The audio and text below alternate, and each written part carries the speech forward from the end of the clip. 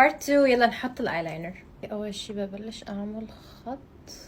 اوكي، بعد ما عملت الخط رح اطلع مستقيم وانا مفتحة عيني بعمل خط تاني. هيك صار عندي شكل الايلاينر. هلا رح اصححه شوي واملي الفراغ. وهذا هو شكل الايلاينر، كتير سيمبل وبسيط. وهلا بس بعمل خط بداية العين. اخر شي للعين هلا رح استخدم شوية كحل وبدمج الكحل لحتى ما يصغر لي عيني. وهيك صار شكل العين. هلا رح ارجع احدد كونتور الانف بكونتور باليت من سيجما. هي الاماكن يلي بحط فيها الكونتور. رح استخدم الليب لاينر من هدى بيوتي، واخر شي للشفايف كمان من هدى بيوتي ليبستيك. ورح احط نفس الهايلايتر اللي حطيته على عيني. شايفين لمعة الهايلايتر بتجنن.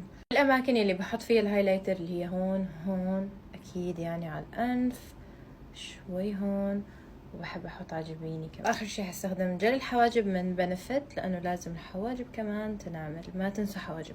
وبعد ما خلصنا الميك اب رح استخدم سيتنج سبراي من ماك. هذا السيتنج سبراي حرفيا بيخلي الميك اب تبعي يثبت طول اليوم. انا عاده بعمل سبراي على البيوتي بلندر، بعدين هون، وبعدين بوزعه على وشي.